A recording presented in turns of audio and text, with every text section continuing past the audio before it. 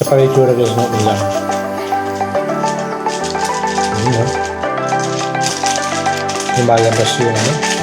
Yung sauce.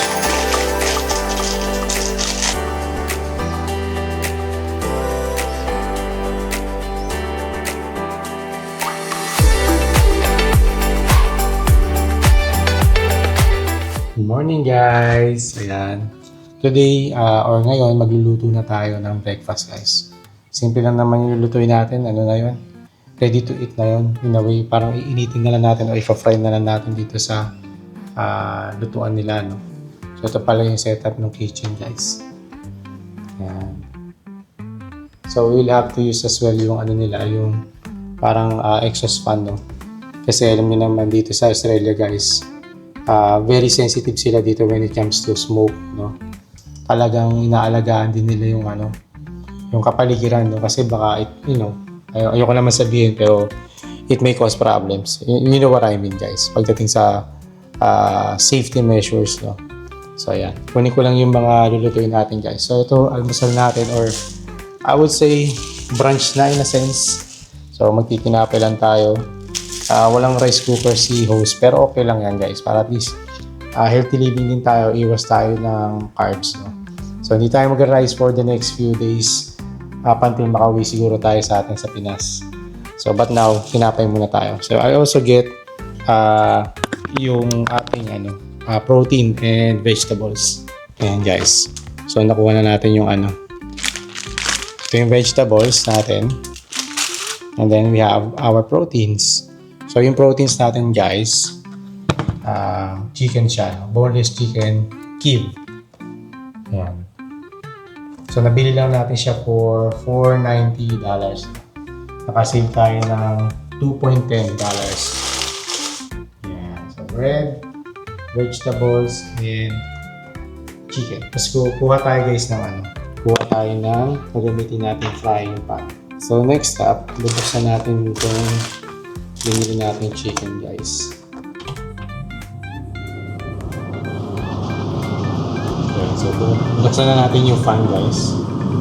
And okay. Medyo nahilo guys. Umuwi ko ng bahagya. Ako ng bahagya yung kanilang gas. Kalagay na po ang ating chicken. Hintayin lang natin na maluto guys. Saglit lang naman siguro yan. Mga ilang minutes lang siguro. Kasi fried lang naman to. Hindi pala na to guys. No? Yung harapan natin. This is glass pala guys. No? Kung magandang hindi tayo nagluto sa likuran. So we want to keep as much as possible na yung dumi is maging sobrang dami. Nakakaya naman guys. Diba? So ayun lang. Na-share ko lang. Hello guys. So ayan. Tapos na yung ating niluto. And ito na guys. Ayan. Okay. Masarap. Ang yummy guys. So tawagin na rin natin si Mrs. No? Nipit ko lang din itong mga ibang natin guys. Ingredients na hindi nagagamitin. Kunin natin guys yung binili natin special sauce. Tawagin na natin si Mrs. guys para makakain na tayo. Naligo si Mrs. guys. So now, we can eat. So natin ilaw guys yan para may effect. Kaya ito yung dining table guys.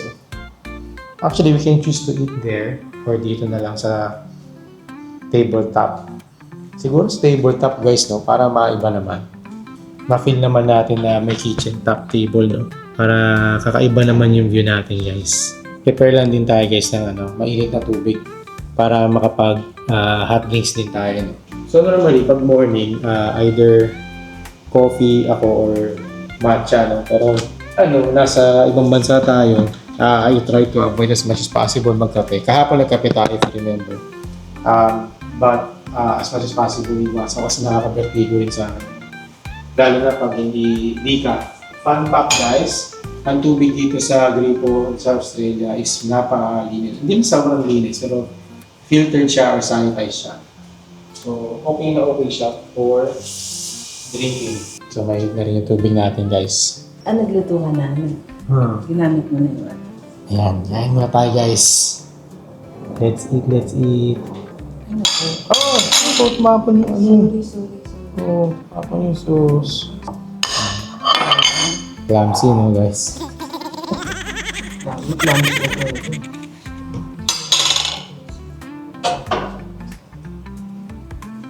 That's it. Kaya na tayo guys. Gusto mo ba ng cheese na palaman? Kunin ko. Mukha daw masarap yung bread namin guys. Gusto mo pag-init ka? Ayun na, mainit na. Tapos kunin mo yung matcha sa loob ng kwarto. Malasa yung bread guys. Oh. Parang gusto ko na picture nito. Sige. Ito pala yung tsura guys ng ulam. Ayun no. Lumalabas yung ano, yung sauce.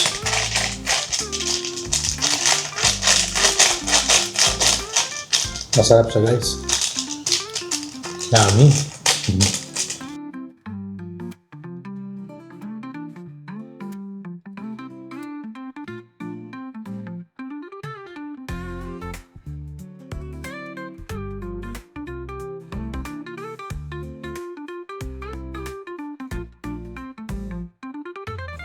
Ito na pala guys yung matcha natin.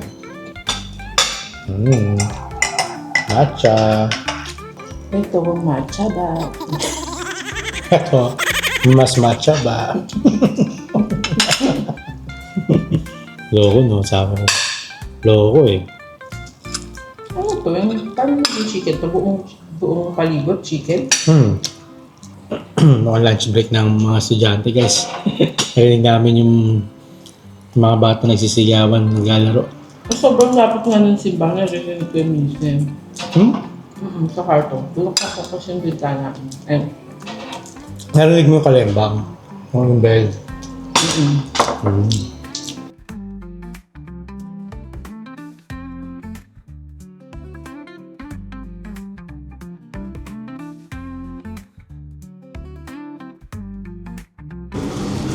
Good morning guys. Ayan, today we're going out na ngayon for another walk. But before that, kailangan natin magtapon ng basura. And here is the garbage room guys. So as I mentioned, uy! Naku, nasa labas yata yung garbages natin. mukhang nilabas yung garbage natin. Ayun! So, labas na natin guys. Nasa labas na pala kasi yung mga garbages. No?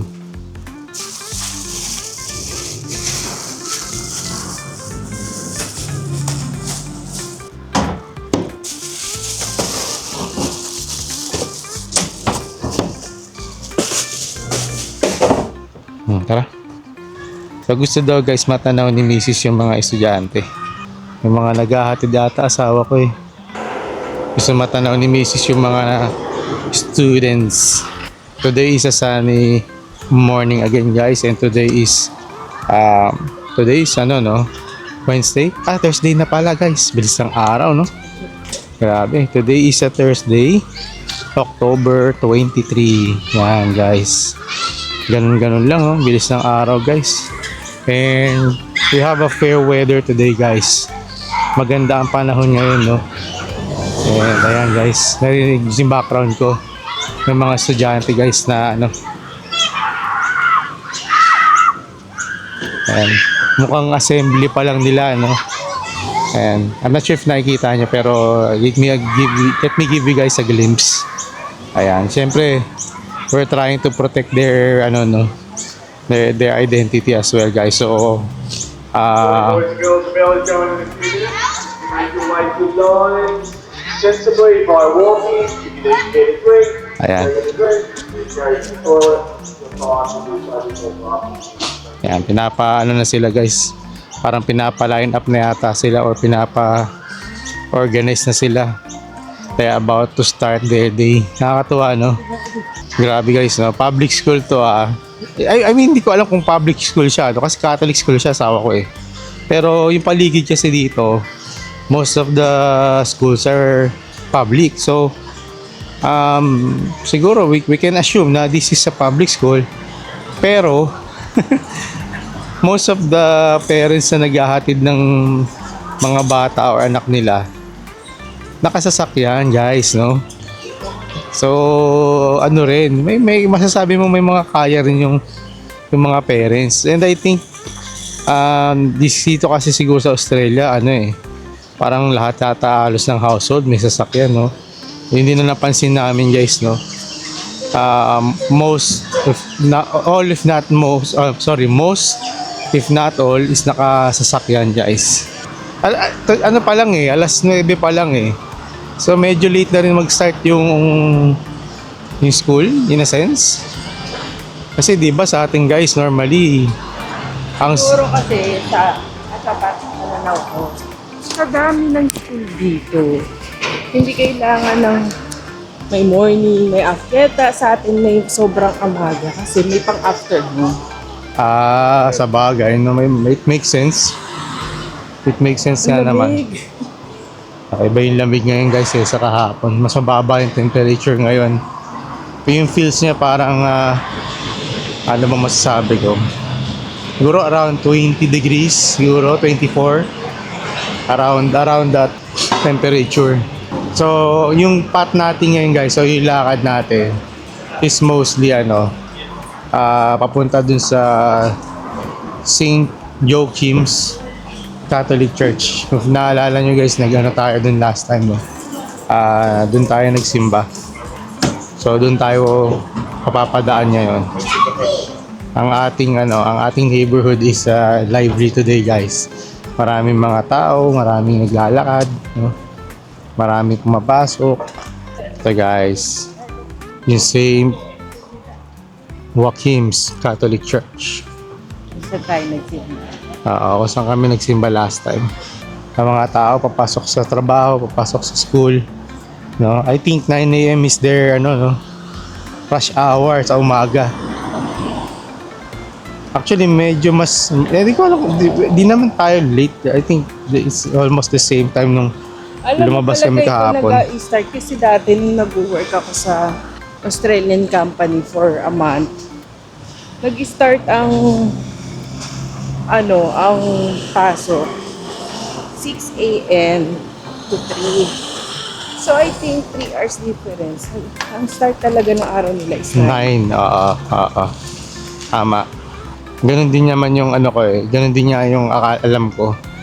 They start at 6 AM, they finish at 3 PM. Maganda yung oras guys, di ba? Kasi usually naman 6 AM in your country, marami pang tulog, ganyan. Not too early, not too late din. So, pwede ka pang may magawa sa hapon di ba guys? Maganda yung oras na yon. Kung pwede nga lang ulit makapasok sa ganun I would choose, no? Kasi na-experience ko na yung ganun. Actually, I was able to experience na mag-work ng 3 AM, no? Pumupunta pa ako ng office noon, guys, at 3 AM. So, ang gising ko noon, alauna ng umaga. Medyo mahirap sa umpisa, pero nasanay ako. Eventually, naging madali na lang. Kasi ang nangyayari sa akin noon, alas 12 ng tanghali, out na ako. So, ang dami kong pwedeng gawin sa hapon, guys. Ang dami kong nagagawa.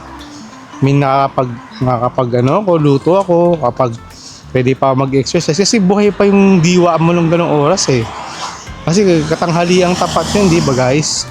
So, andun yung essence na parang gusto mo pang kumilos, gusto mo pang may magawa, di ba? Kasi yung ako, guys, yung body clock ko, morning person ako, I would say. Pero siyempre as you get old, medyo nagbabago rin siyempre yung timpla ng katawan natin eventually, di ba guys? Ito kasing iniikutan natin, parang parang around the area lang, ikutan lang kumbaga. So, pag dumiretso pa kami dito, kahit namin guys, pag dumiretso pa kami dyan, ang layo na ng ikot na susunod. Halos triple yata guys, no? Tapos siguro ikot na lang ulit tayo on the next one. Ganda ng bahay niya, sawa ko. Modern na modern. Kakaiba siya kasi simento, hindi katulad ng mga bricks. Oo. So, asan na ba ako? Ano ba yung sinasabi ko kanina? Nawala ako. Ayun, yung nilalakaran natin guys, no? Paikot. Kasi yung iba, pagka tinahak natin, trinay nating daanan, malayo na yung lakad. Malate naman tayo sa work natin, no? Or malate tayo sa other things na gagawin natin. Kasi syempre guys, magluluto rin pa ako ng breakfast namin. Ayan. Tapos, baka ako, what do you call this? Ano ba to? Vacuum. Kasi ang dami namin dumi sa sahig na kaya darating pa man din yung host mamaya na girl, yung babae. Kasi magkasawa yung host guys ng Airbnb namin eh. So darating mamaya yung isa. So nakakahiya naman na makikita niyang madumi yung yung kapaligiran namin. O yung bahay nila. Baka mabigyan kami ng bad review. For those na hindi nakakaalam guys, sa Airbnb, it's a two-way comment feed or feedback. Pwede kang magbigay ng feedback si host sa'yo, pwede ka rin magbigay ng comment. So, makakapag-provide ka ng comment or feedback once na matapos or umalis ka na dun sa booking mo or sa property. 24 hours yata after or mga ilang hours lang after mong umalis or the checkout time, pwede na mag-provide kayo ng feedback sa isa't isa. And yung feedback feature has limited time. So kapag dumating na yung link sa'yo, I think there are certain days lang yata na pwede ka makapag-provide ng feedback. After that, wala na, no? Hindi mo na pwedeng sendan ng comment or feedback yung property. And yung mga feedback na yun guys, viewable yun by the host, no? Yung mga future hosts mo or mga future bookings mo, no? And at the same time, do sa host, for the host naman, yung mga future guests mo, mababasa rin yung feedback sa kanila. Ayan. So, public yung pareho guys, hindi yun private, tandaan nyo. Kaya pag nag-Airbnb kayo, make sure na iingatan nyo yung ginagamit nyo. Ingatan nyo yung property, syempre, di ba? Like it's your own. Kasi syempre at the end of the day guys, nakikirenta lang naman kayo, di ba? Or tayo. So, ayaw naman din natin makasira ng property. Also, kapag nakasira kayo sa property, sisingilin din nila kayo guys. Din nila kayo, pagbabayaran din nila kayo guys. Kaya I would suggest na ingatan niyo yung mga ginagamit nyo sa loob ng mga Airbnb properties. Itong nilalakaran namin dyan guys, although mga dumadaan-daang sasakyan, hindi ganun ka-busy. Unlike doon sa area namin kanina, which is yung mga schools, church, no? Para kasing siyang main road eh. Ito dito sa area namin ngayon, sa nilalakaran namin, mas clear. Puro sasakyan lang yung dumadaan guys at nakikita namin. So, mas ngayon, no guys? Mas malamig kaysa ng mga nakaraang araw. Or mas malamig today rather than kahapon pala. Kasi kahapon medyo mainit-init eh. Although may init-init na naman ngayon kasi may araw naman guys. Pero the vibe and the feels is parang ba masasabi natin sa ko? Spring, autumn feels. Ganun. Ito guys, sakali ko na ulit tayo o nakakanan na tayo ulit. I think this is Sweet Street. Ang ganda ng pangalan. No? Actually, spelling niya guys, SWETE. So, I'm not sure if I pronounce it correctly, no? Sweetie, sweet, ng hula, no? Ang daming hulang tawag eh, no? Ayan, hula lang naman yung guys eh. Pagbigyan nyo na ako. So, nakakatuwa no guys. Kasi pag nagwo-work kami sa ibang lugar or sa ibang country, parang we feel like we're living as well dun sa lugar na yon or sa country na yon. Kasi we get to experience their weather, yung neighborhood. We adjust to their rules, di ba? We follow the rules syempre. Ayan. Kasi syempre we want to di ba? We want to explore more. Di ba? Kung kung alam mo yun, magkaka-problem tayo, baka hindi na tayo makabalik sa isang lugar, lalo na kung gusto natin balik-balikan, di ba guys? Especially like Japan, guys, no? Nakailang beses na tayo doon pero hindi tayo nagsasawa. We like to go back sa Japan, guys. Kasi the food also as well pala, guys. The food sobrang sarap no? Irresistible yung pagkain nila, guys. Irresistible. Yes. Irresistible. Ayan. Pero tama yung sinabi ng asawa ko. Though love na love namin yung Japan. Love na love namin yun in terms of travel. Pero here in Australia, in a way, walang language barrier. Kasi kailangan pa namin. Pero though, hindi naman feeling ko, hindi naman big factor din pala. Kasi kung may sasabihin ka lang naman, di ilagay mo sa sa translator. Google Translate mo. One line naman, di ka naman makapag-translate. Hindi naman mahaba yung sasabihin mo kapag nag-Google Translate kayo. So, you can use Google Translate, guys. Tama yon na makipag-communicate with a local like sa Japan, no? Kasi nga, not all of them, especially siguro yung mga older generations, is sanay mag-English. Noong isang araw, guys, yung sa tour namin, mukhang kabataan yun nasa harapan namin sa pila, papasakay doon sa Sky Cable, mga Hapon, and narinig namin na marunong sila mag-English, no? So I believe na the younger generation, and may nagkwento na rin sa amin before the younger generation are more equipped to speak in English dun sa Japan. Although sabi sa amin ng ibang much older naman na in school, tinuturo din naman sa kanila yon in the young age. It's just that siguro nga Violet it's just that siguro nga hindi napapractice lang din. Ito guys, yung Jarakana tree. Ayan, yung violet tree ulit. Ayan. Yung leaves niya na nagbo-bloom lang every spring dito sa Australia. Mga sasakyan dito, guys, nagmamadali. Bawal mabagal dito, guys, no? It's either mababangga ka, babanggain ka, or makakabangga ka. Yun ang napansin ko rito lalo na dun sa sa parang marami akong napansin dito, guys, yung parang rotonda, no? Yung mga ikutan sa intersection. Iba yung intersection kasi nila dito, guys.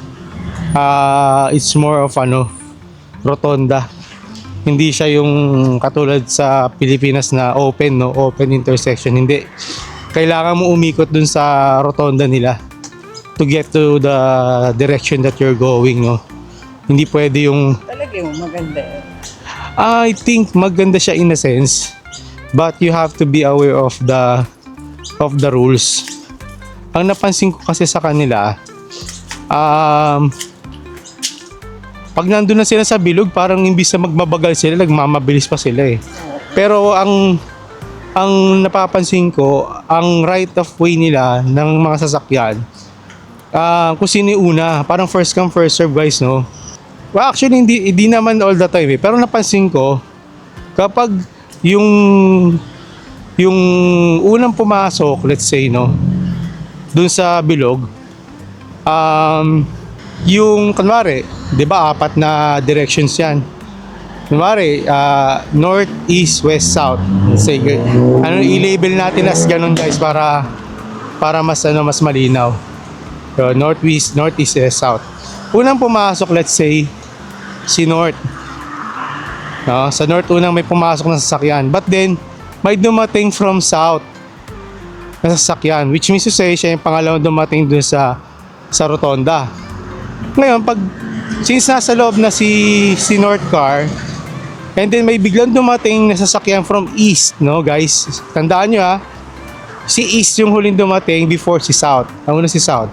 But since nauna si north and papunta si north pa sa south, ang tendency na nangyayari, guys, si east, since nasa loob na si north, bubuntutan niya na pag nakalampas na sa east direction.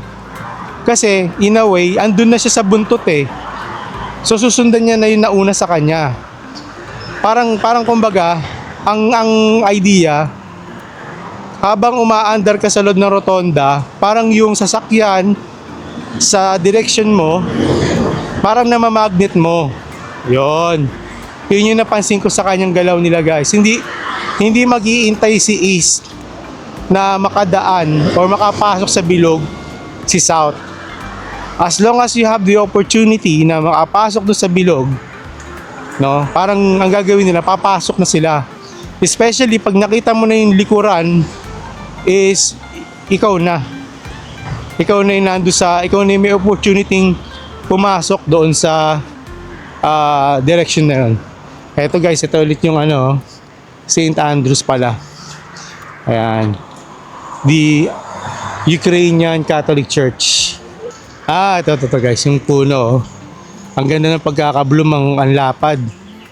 I think it's being maintained or trimmed, no? Kasi it offers some shade, yan. Kapag maaraw, 'di ba? Saka medyo presko yung pakiramdam, malamig. Baka napapasarap tayo ng lakad, no? Yung pala 9:09. Parang lumabas tayo, if I'm not mistaken, siguro 8:45 na rin, no?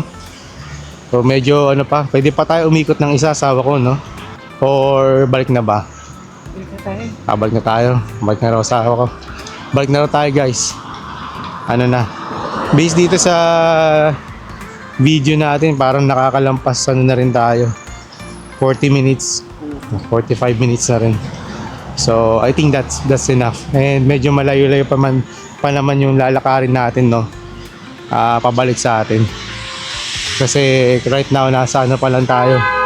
Nasa Lidcom pa lang tayo or sa kalsada, no? Main road. Ayan. Lumabas ulit yung fire station. Ay, fire station. Yung fire truck, guys. Ayun, no?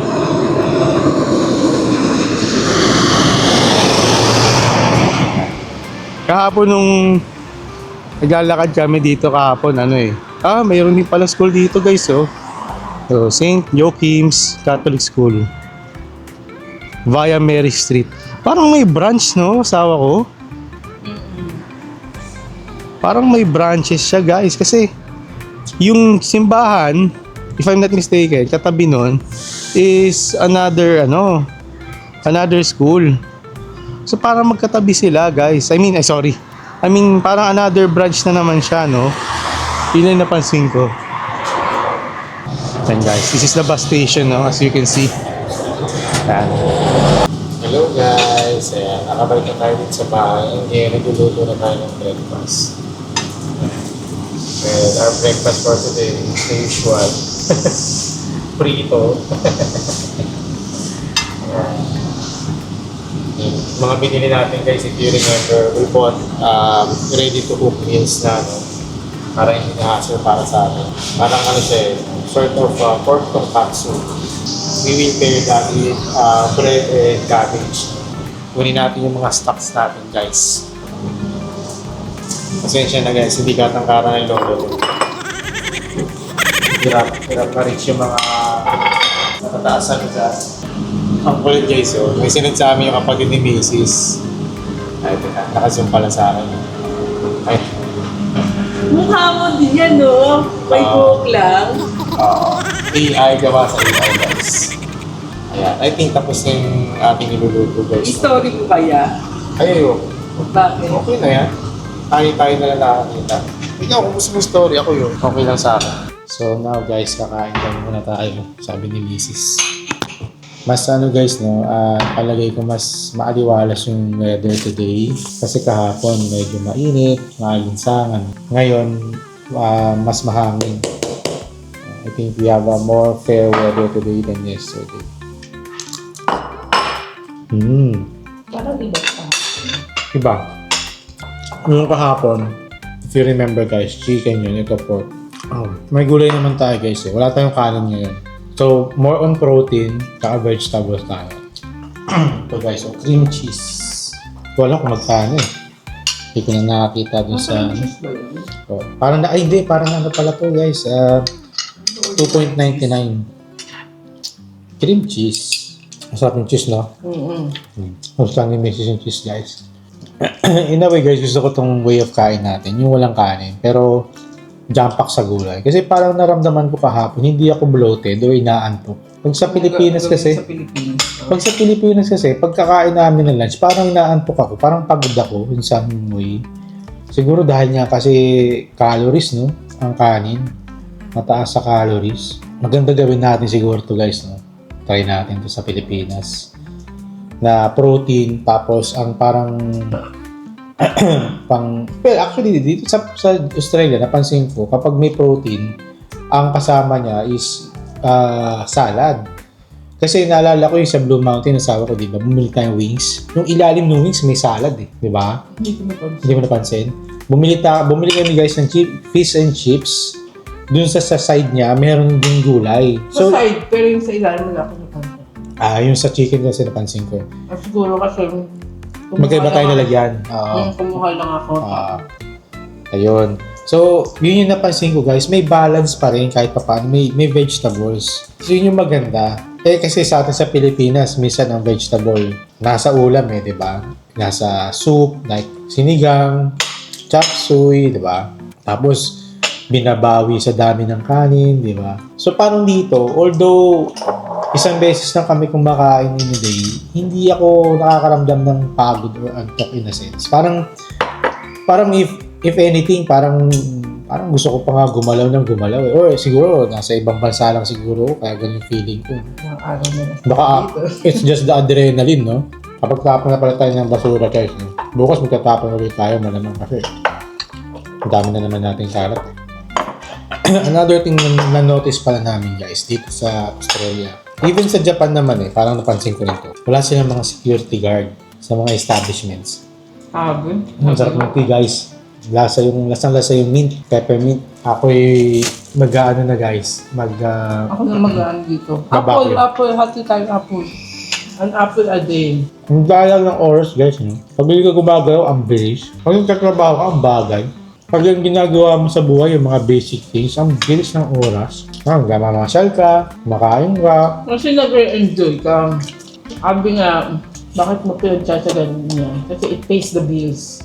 Bakit? Kung nagtatrabaho, busy ka rin naman. Minsan, mabilis ng oras. Basta naniniwala ako, most of the work, hindi naman yan binayaran ka para mag-enjoy ka. Binayaran ka para to have your service. Ang daming makatawards ng asawa ko. Busog na yan Kaya marami na yung sasabi. Alam mo ba yung apple, nakakaano yan? Oops. I know. Ayan, malinis na yung kapaligiran natin guys. Nakapag-map na tayo. Map tuloy. Nakapag-vacuum na tayo guys. So if nakita nyo yung video ni Mrs. binidyoan tayo na nag-map. Ito pala guys yung yung kanilang vacuum cleaner. Yung vacuum cleaner nila guys, malakas humigop ng dumi. And nilagay ko siya sa backpack ko, sa likod ko guys, if you saw the video earlier. So isasauli na natin, tapos magtsatsaa tayo sa gilid. Busin na natin yung tsaa natin guys. And then, pwede na tayong maligo, no? Kasi masama naman yung bagong ligo ka tapos, or bagong kain ka tapos maliligo ka.